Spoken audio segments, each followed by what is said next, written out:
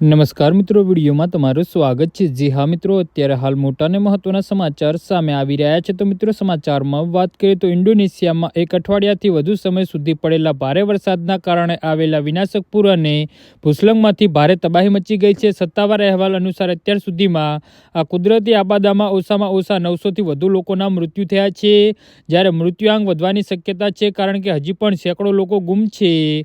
જી હા મિત્રો, અત્યારે હાલ મોટા અને મહત્વના સમાચાર સામે આવી રહ્યા છે।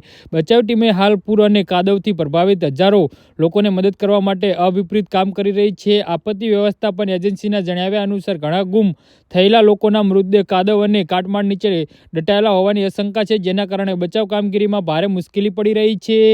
ભારે વરસાદના કારણે ઘણા વિસ્તારોમાં ગંભીર અને પ્રભાવિત થયા છે, તો દૂર અને પહાડી પર ગામડાઓ સુધી રાહત સામગ્રી પહોંચાડવી મુશ્કેલી બની ગઈ છે, કારણ કે માર્ગ ધોવાઈ ગયા છે અને કેટલાક ગામો તો સંપૂર્ણપણે ધોવાઈ ગયા હોવાના ભયાનક અહેવાલ મળી રહ્યા છે। જી હા મિત્રો, તો આના વિશે તમારું શું કહેવું છે તો નીચે અમારી કમેન્ટ બોક્સમાં જરૂરથી જણાવજો અને અમારી યુટ્યુબ ચેનલને સબસ્ક્રાઈબ કરવાની ભૂલતા નહીં। ધન્યવાદ।